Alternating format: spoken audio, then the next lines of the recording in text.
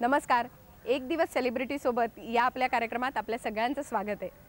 नेहमी या कार्यक्रमाच्या माध्यमातून आपण एका सेलिब्रिटीला भेटतो, त्यांच्याशी गप्पा मारतो, दिवसभर आपण त्यांच्याबरोबर असतो आणि याच कार्यक्रमात त्यांच्या एका चाहत्याची भेटही घडवून आणतो. आजच्या कार्यक्रमात थोडासा बदल केलाय. आज आपण भेटणार आहोत प्रख्यात अभिनेत्री ऐश्वर्या नारकर हिला.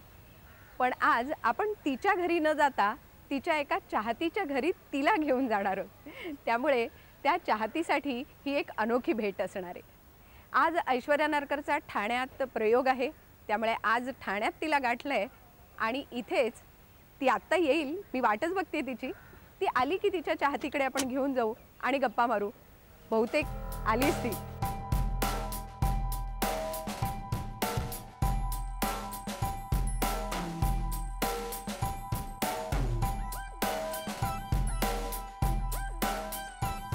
तुझीच वाट बघते. गाठलंच मला. गाठलं तुला. वा.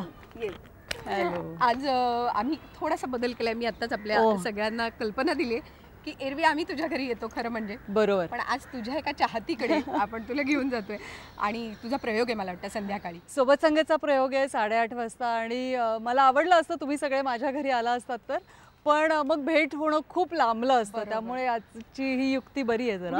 आणि थोडासा बदल आपल्या सगळ्यांनाच चेंज हवा असतो नेहमी. नक्कीच. पण मला सांग, तयारी कुठपर्यंत आली? म्हणजे नवीन नाटक आहे आता. प्रयोगाची तयारी खरं तर ह्याला खूप आहे, कारण ह्या 4 डिफरंट स्टोरीज आहेत सोबत संगतमध्ये, त्यामुळे आम्ही 4 डिफरंट कॅरेक्टर्स करतो आणि एकदा नाटक सुरू झालं की मग ती एका कॅरेक्टरमधनं दुसऱ्या कॅरेक्टरमध्ये जायला जी तयारी लागते ती आम्हाला आधीच करून द्यावी लागते. त्यामुळे खूप तयारी आहे, पण प्रयोगाची आधी 1 तास पुरेसा होतो तेवढ्यात धावपळ करून करायची तयारी. बरोबर. पण जेव्हा असं असतं की आता म्हणजे फॉर एक्झाम्पल आता तू निघालीस घरनं, गाडी चालवत तू स्वतः ड्राईव्ह करत आलीस, तर ह्या सगळ्याच एक टेन्शन किंवा हेक्टिक शेड्यूल असं होतं का? नाही, ॲक्च्युली म्हणजे शूटिंगवरनं पण बऱ्याच वेळा आम्ही प्रयोगाला येतो, पण जर त्या वेळेत सोडलं म्हणजे शूटिंग समजा 2पर्यंत संपवून निघालो की टेन्शन असतं की आपण वेळेत पोहोचू की नाही.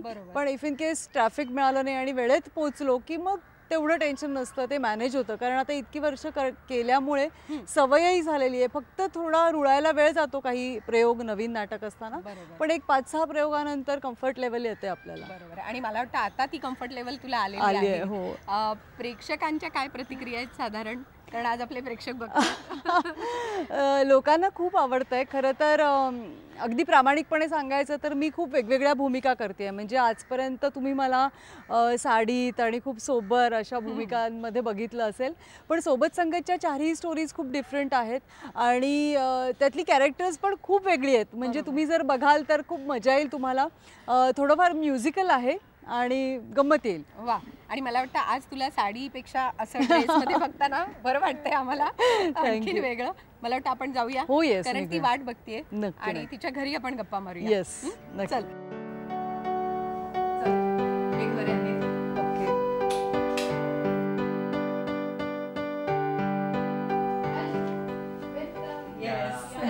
नमस्कार. आज ऐश्वर्याला घेऊन आले तुझ्या घरी. नमस्कार.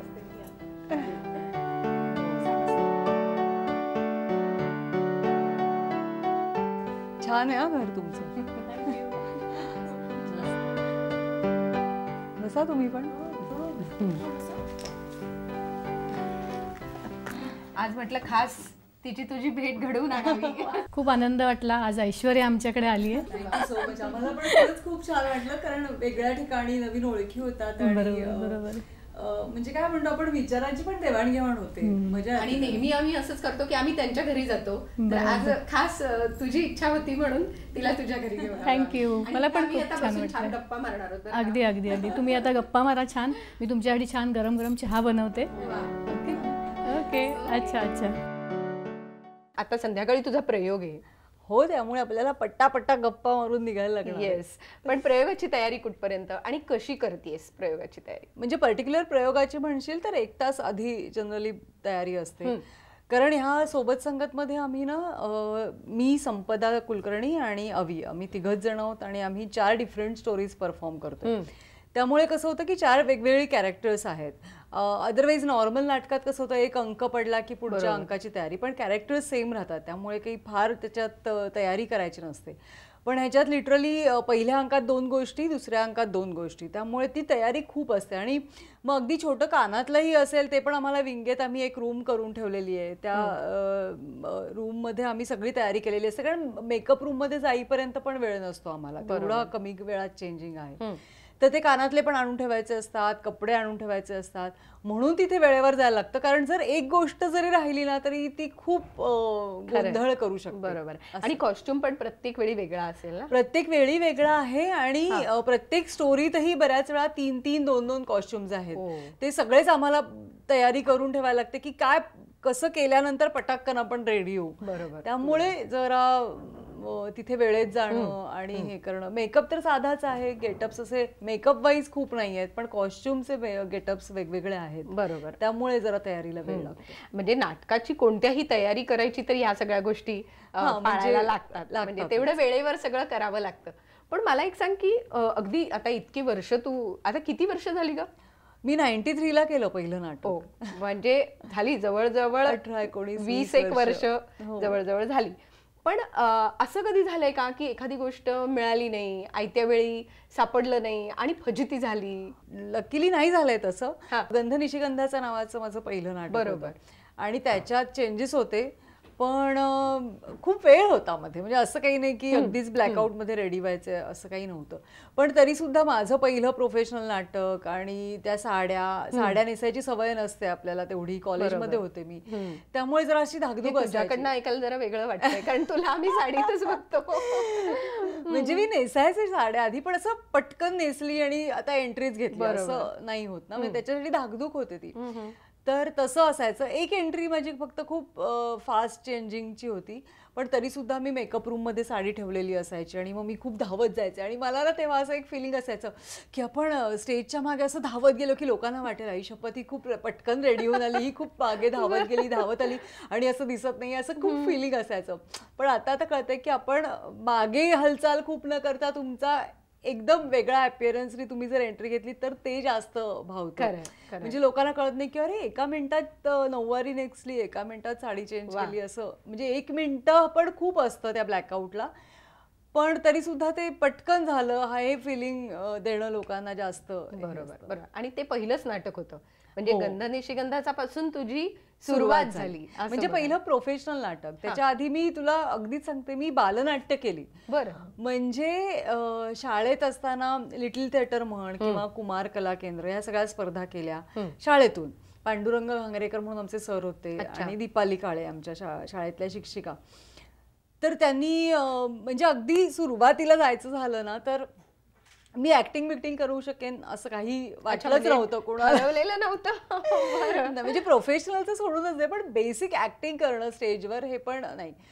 गॅदरिंगला डान्सेस आणि असं सगळं करायचं खूप मेहनत घेऊन वगैरे.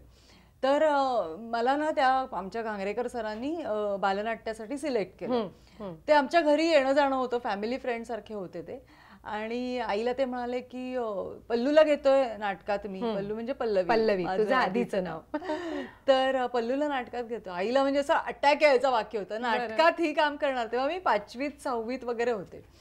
आणि ओके त्यांनी घेतलं, पण माझी सोपानासाठी निवड केली होती त्यांनी, कारण सोपानाला एक पण वाक्य नव्हतं. मुक्ताई बरोबर फुगडी घालायची होती फक्त, दॅट्स इट. आणि बाकीच्या सगळ्या ऍक्ट मध्ये तो उभा असायचा त्या सगळ्यांबरोबर. आणि माझ्या सुदैवानी आम्ही नाटक रिहर्सलच्या दरम्यान आमचा जो ज्ञानेश्वर करणार होता, ती मुलीच होतो आम्ही सगळ्या त्या नाटकात. तर तिला काहीतरी ताप आला का असं काहीतरी झालं. आणि लहानपणची एक गंमत असते की आपल्याला रिहर्सलमध्ये आपण इतके इन असतो की प्रत्येकाचे डायलॉग्स आपल्याला पाठ असतात. म्हणजे सगळं नाटक अख्खं पाठ असतं.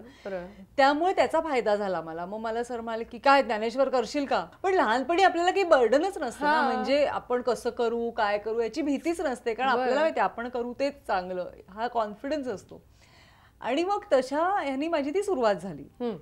ज्ञानेश्वराची भूमिका मी केली आणि सुरू झालं. तर ते बालनाट्य, आणि तिथून मग शाळा अभ्यासात मी चांगली होते, त्याच्यामुळे ह्याच्या तिकडे प्रोफेशन वगैरे असं काहीच डोक्यात नव्हतं. 12वी झाले मी, आणि मग घांगरेकर सरांनी मला प्रभाकर पणशीकरांकडे ओळख करून देतो म्हणून नेलं होतं. कारण तेव्हा मी इथे ओशाळला मृत्यूमधली येसुबाई करायचे मोनो ऍक्ट कॉम्पिटिशनला. आणि मग आम्ही तिकडे गेलो तर पणशीकर काकांना वाटलं की ते इथे ओशाळल्यासाठी रिप्लेसमेंट बघतायत, त्याच्यासाठी सर मला घेऊन गेलेत त्यांच्याकडे. तर ते मला ही खूप लहान वाटेल रे येसुबाईच्या ह्याच्यासाठी कॅरेक्टरसाठी. तेव्हा नाही तसं नाही, मी जस्ट ओळख करायला घेऊन आलो. त्याच्यातही माझ्या नशिबाने त्यांच्याकडे एक प्रभाकर मयेकरांचं स्क्रिप्ट आलं होतं, प्रलनचं. बरं. की गंधनिशिगंधाचा नावाचं नाटक होतं. चंद्रलेखा प्रोड्यूस करत होती, अच्युत देशिंगकर डिरेक्ट करणार होते. सगळं कास्टिंग झालं होतं, म्हणजे रेखा कामत होत्या, शरद पोंक्षे होता त्याच्यात, मी, अवी, प्रभाकर पणशीकर, आणि माझ्या कॅरेक्टरसाठी ते थांबले होते, मिळत नव्हतं कोणी. तर ते म्हणाले की अरे ही ह्या कॅरेक्टरसाठी चांगली आहे. मग माझं वाचन बिचन घेतलं, आणि मला अगदी 200% माहिती आहे की मी खूप वाईट वाचलं होतं. कारण मला बालनाट्यातनं प्रोफेशनल नाटक हा प्रवासच नव्हता. बरोबर. म्हणजे तिथे कसं होतं की सरांनी सांगायचं ह्या टोनिंग मध्ये वाक्य बोल, इथून इथे जा, मग इथे लुक दे, इथपासून आपल्याला स्पून फिडिंग असायचं. त्यामुळे तो प्रवास नव्हता आपला, आपण विचार करण्याचा जो एक प्रवास असतो ना तो. आणि व्यावसायिक नाटक म्हटल्यानंतर त्याचं एक वेगळं गणित असतं. त्याचं असतंच, पण एक नट म्हणून पण आपली एक प्रोसेस असते ना, की आपण थोडं मॅच्युअर होण्याची जी प्रोसेस असते ती काहीच नव्हती. आणि त्यांनी वाचून घेतलं, पण मी त्या कॅरेक्टरला अपिअरन्स वाईज खूप परफेक्ट होते. म्हणजे ती जशी हवी सोनल तशी मी होते. त्यामुळे त्यांना कॉन्फिडन्स असावा कदाचित अच्युतजींना की 2 महिन्यात तरी ही मुलगी तयार होईल. आणि मग माझ्या रिहर्सल सुरू झाल्या, मग ते नाटक मिळालं मला, आणि तिथे सुरू झाला. तिथेच अविनाशची तुझी पहिली भेट झाली. तिथेच पहिली भेट. म्हणजे ते नाटकाच्या 2 महिन्याची प्रोसेस, नंतर आमचे जवळपास 100-150 प्रयोग झाले, त्याच्यात 1 वर्ष 1.5 वर्ष गेलं आमचं. आणि त्या दरम्यान मी शिकत होते, मी SYBSC ला होते, आणि नाटक सुरू होतं. तर म्हणजे मला वाटत होतं की काहीतरी आहे, पण मला बेसिक हेच माहिती नव्हतं की याचं लग्न झालंय का, बरं हा किती वर्षांनी माझ्याहून मोठा आहे, याला काय काय रिस्पॉन्सिबिलिटीज आहेत, हे काहीच माहिती नव्हतं. कारण मी जसं म्हटलं तर बालनाट्यातनं इथे आल्यामुळे ह्या क्षेत्राची एक कॉमन ऑडियन्स, कॉमन प्रेक्षक आणि TV हा एवढी जी माहिती असते. तरी आता पेपरमधनं बरेच गॉसिप्स येतात किंवा माहिती असतं लोकांना, पण तेवढ्या 15-20 वर्षापूर्वी तेही नव्हतं. त्याच्यात मी डोंबिवलीला राहिला, म्हणजे काही संबंधच नाही. बरोबर. तर ते काहीच माहिती नव्हतं. आणि आईनी मला ह्या क्षेत्रात पाठवताना खूप असं पढवून पाठवलं होतं की कुणाशी जास्त बोलायचं नाही, किंवा तो माणूस कसा आहे हे आपल्याला माहिती असल्याशिवाय जास्त त्याच्या फंदात पडायचं नाही. तर ह्या सगळ्या गोष्टी होत्याच डोक्यात. आणि मग एका पॉइंटला तिने मला सांगितलं होतं की इंटरकास्ट मॅरेजला आमचं काही म्हणणं नाहीये, पण तो मुलगा स्वतःच्या पायावर उभा हवा, त्याला रिस्पॉन्सिबिलिटीज हव्यात, आणि तुला 2 वेळा पोटभर खायला घालेल एवढा तो माणूस म्हणून कॅपेबल असावा. बरोबर. तर म्हटलं की मग मी तो ताळा चालला होता माझा. बाय द टाइम अवीला मी जाम धूप घालत नव्हते. आणि विचारायचा प्रयत्न करत होता का? हा, म्हणजे मला माहिती होतं की याच्या मनात आहे. आणि त्या दरम्यान असं एक गंमत झाली होती, शरद आमच्या नाटकात होता. बरं, अवीचं माझं शरदचं आमचं पहिलं प्रोफेशनल नाटक असलं ना तरी सुद्धा अवीनी ह्याच्या आधी सिरियल्स केल्या होत्या. बरोबर. त्यामुळे तो आम्हाला टीव्हीतून दिसला होता, त्यामुळे हा कोणीतरी अरे बापरे आणि टीव्हीत दिसतो वगैरे असं एक होतं. पण शरद BSTत होता, अवीही BSTत होता, पण शरदनी काहीच केलं नव्हतं म्हणजे टीव्हीसाठी. त्यामुळे तो मला खूप जवळचा वाटायचा की ह्याच्याशी मी बोलू शकते. म्हणजे एक तो असं असतं ना की अरे बापरे हे, आणि हा तर आपल्या जवळचा आहे, अशी ती एक हे होती. आणि शरदशी मी जाम गप्पा मारायचे, किंवा माझा अभ्यास जरा घे रे माझं, लेसन करून घे, अमुक करून घे, असं बरंच चालायचं. आणि अवीला असं वाटायचं ही ह्याच्याशी बोलते, माझ्याशी बोलायला हिला काय प्रॉब्लेम आहे, असं सगळं ती मधली फेज होती. पण त्या दरम्यान मी हे बघत होते की हा कुठे ओके BST जॉबला आहे, जॉईंट फॅमिली, अशी सगळी माहिती गोळा करता करता करता फायनली एका पॉइंटला मला कळलं की ओके, आईने जो सांगितलंय तो हा असाच माणूस असू शकतो, चालू शकतो. आणि मग बाय द टाइम आमचं गंधाचे दौरे वगैरे सगळं झालं होतं आणि मोहन काकांनी सांगितलं की आता ह्या दौऱ्यानंतर नाटक काही होणार नाही, म्हणजे संपले प्रयोग जवळपास. मग तेव्हा आम्ही, मला आठवतं की दादर स्टेशनच्या बाहेर एक हॉटेल होतं उडुपी कुठलं तरी, तिथे आम्ही थांबलो होतो, बसलो, चहा वगैरे घेत होतो आणि मी अवीला सांगितलं होतं की म्हटलं मला माहिती नाही तुमच्या मनात काय वगैरे, पण इथून पुढे आता मी डोंबिवलीला जाणार, मी हे करिअर बिरिअर तर काय डोक्यात नाही, आपली भेट होईल की नाही हे पण माहित नाही, पण उगाच मला नंतर असं वाटेल नको अरे मी बोललेच नाही यांच्याजवळ, म्हणून मी सांगते की मला असं असं वाटतंय तुमचं कुणा बरोबर अफेअर आहे किंवा तुमचं लग्न ठरलंय, हा हे मी सगळं बडबड बडबड केली त्याच्यासमोर. मग त्यांनी मला सांगितलं होतं की हो तू लहान आहेस अजून खूप, अच्छा, तुझं शिक्षण पूर्ण कर, आणि त्या शिक्षण पूर्ण करण्याच्या 2 वर्षाच्या काळात कदाचित तुला माझ्याहून आणखीन कोणतरी छान भेटू शकतो, उगाच घाई करून वगैरे वगैरे असं जाम लेक्चर दिलं होतं त्याने मला. मी म्हटलं हॅलो, माझं ठरलंय, तुम्ही तुमचं सांगा मला काय आहे ते, तोपर्यंत मी अहो जाओ करू. पण मग त्यांनी, आम्ही दोघेही खूप प्रॅक्टिकल आहोत, मग त्यांनी मला त्याच्या घरी घेऊन गेला, तो लोअर परळला. त्याचं अक्षरशः 350 स्क्वेअर फीटचा घर होतं, पुढे दुकान मागे घर असं ढाचा लोअर परळला, आणि त्याच्यात 13 माणसं राहत होते, जॉईंट फॅमिली. आणि आमच्याकडे कॉन्ट्रास्ट एकदम, आमची न्यूक्लिअर फॅमिली, आई बाबा आणि मी, आम्ही 3 जण. त्यामुळे तो म्हणाला की घर बघ, माणसं बघ, 2 घरं वेगळीच, कम्प्लीट वेगळी, पण बघ तुला इकडे म्हणजे माणसं बघ, तुला जमणार आहे का? तर मला वाटलं मला तो कधीच काही प्रॉब्लेम नव्हता, म्हणजे मला वेगळंच राहायचंय किंवा असं माझं कधीच मत नव्हतं.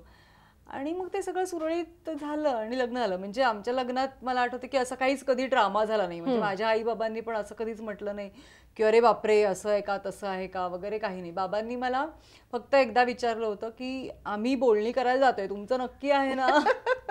म्हटलं हो नक्की आहे. माझ्या ग्रॅज्युएशन नंतर आम्ही लग्न केलं 95ला. बरं, मला वाटतं ऐश्वर्या इतक्या छान आठवणी तू सगळ्या सांगतेस. आता अविनाशकडनं पण जाणून घ्यायचंय, पण अविनाश आपल्याला गडकरीला भेटेल तेव्हा मी त्याला विचारते.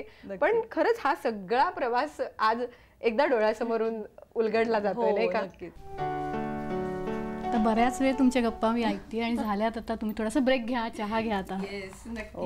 Thank you so much. छान ब्रेक आहे नाही का? तू पण आमच्या गप्पांमध्ये अगदी अगदी, हो हो, आले मी पण बसते ना. ऐश्वर्या, मला असं एक विचारायचं आहे की अविनाश नारकर आणि तुम्ही दोघं जण खूप मोठे कलाकार आहात, आणि तर तुमचा कुठेतरी दोघांचे इगो, अभिमान न दुखावता तुम्ही तुमची नाती आणि पर्सनल लाईफ कसं सांभाळता? खरं सांगू का, असं नाही होत काही. मुळात मला असं वाटतं की नवरा बायको हे खूप छान मित्रमैत्रीण असतात, आणि म्हणजे आपणच एकमेकांना असतो ना. बरोबर. आपल्याला कसं आपल्या बाळाचं छान झाल्यावर आपल्याला आनंद होतो.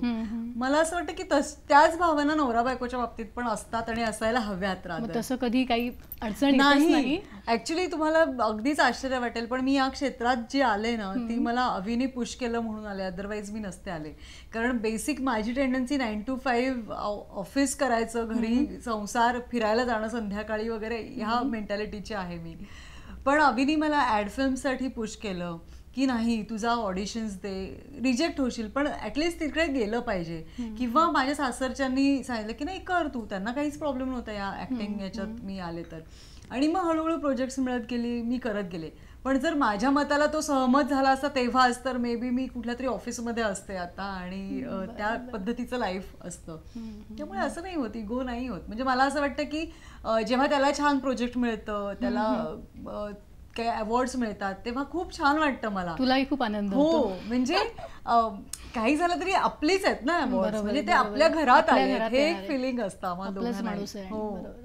आणि वेगवेगळ्या, आता तू नाटकातनं, चित्रपटातनं बऱ्याच भूमिका केल्यास, तर कुठल्या एखाद्या स्पेसिफिक याच्यात सांगू शकतेस का की एखाद्या आव्हानात्मक भूमिका अशी झाली तुझी? आत्तापर्यंतची म्हणाल तर सोनपंखी नावाचं एक नाटक केलं होतं मी. बरं. आणि मुळात कसं झालं, मी आत्तापर्यंत कॅमेरा मीडियाला खूप कम्फर्टेबल असते, म्हणजे मला तिथे टोन पण माझा खूप नॅचरल लागतो, किंवा माझी ॲक्टिंग करण्याची जी स्टाईल आहे ती त्याला परफेक्ट आहे. पण नाटकात कसं होतं, तुमची थोडी बॉडी लँग्वेज वापरावी लागते, तुम्हाला थोडं लाऊड बोलावं लागतं, प्रोजेक्शन लागतं लाऊडपेक्षा, आणि ती एक्सप्रेशन्स प्रेक्षकांपर्यंत पोहोचली पाहिजेत, कारण अंतरही खूप असतं. ते टेक्निक समोर मला तेवढं 100% अजूनही जमत नाहीये. मी खूप कॉन्शियस असते त्याच्या बाबतीत. पण कसं झालं की सोनपंखीच्या वेळेला त्या नाटकात माझा डबल रोल होता. प्रलनचंच नाटक होतं. एक खूप मॉडर्न जी एक साऊथची ॲक्ट्रेस आहे आणि तिकडे तिला करिअर करायचंय, आणि दुसरी जी आहे ती एक हाऊसवाईफ, टोटल घरात राहणारी आणि घर सांभाळणारी अशी ती. अशा ते 2 कम्प्लीट वेगळ्या व्यक्तिरेखा होत्या. आणि फिल्ममध्ये किंवा कॅमेराला कसं होतं की आपल्याला ब्रेक मिळू शकतो गेटअप चेंजला, किंवा ह्या कॅरेक्टरचे शॉर्ट्स आधी झाले असं होऊ शकतं.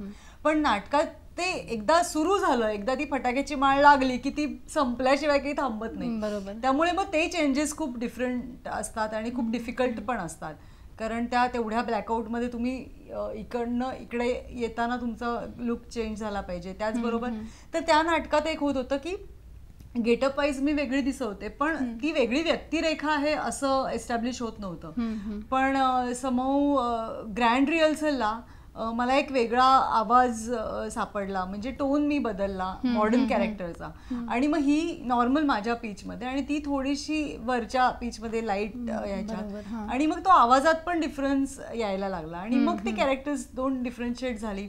म्हणजे मला खूप वेळा अशा प्रतिक्रिया पण मिळाल्या की इंटरव्हल आल्यावर पहिल्यांदा 2 सीन आम्हाला कळत नाही की ही कोण आली, दुसरी आली का, आणि ते खूप क्रेडिटेबल होतं मला. तर ती जरा नाटकाच्या दृष्टीने खूप आव्हानात्मक होती, कारण मी तेवढी परफेक्ट नव्हते, त्यामुळे मला जरा कॉन्शियस. पण छान जमलं करायला तुला. Thank you so much. मला खूप छान वाटलं तू आलीस आमच्याकडे, आणि खूप खुश आहे मी. थँक्यू. म्हणजे माझं भाग्य आहे असं मी समजते. नाही, उलट माझी तुमच्याशी ओळख झाली, खरंच मलाही छान वाटलं. नाही, हा काहीतरी दैवी योग आहे, बाकी काही नाही. आपण काहीच करून होत नाही, त्या सगळ्या ऑटोमॅटिक गोष्टी आहेत आणि त्या घडल्या, आणि खूप छान वाटलं मला. आणि इतक्या छान घरात गप्पा मारायला मिळाल्या. तुझ्या आता पूर्ण पुढच्या आयुष्यामध्ये अशीच भरारी तू भरपूर घे आणि खूप मोठी हो, आणि आम्ही तुझे असेच सगळे प्रोग्राम्स बघत राहू. Thank you so much.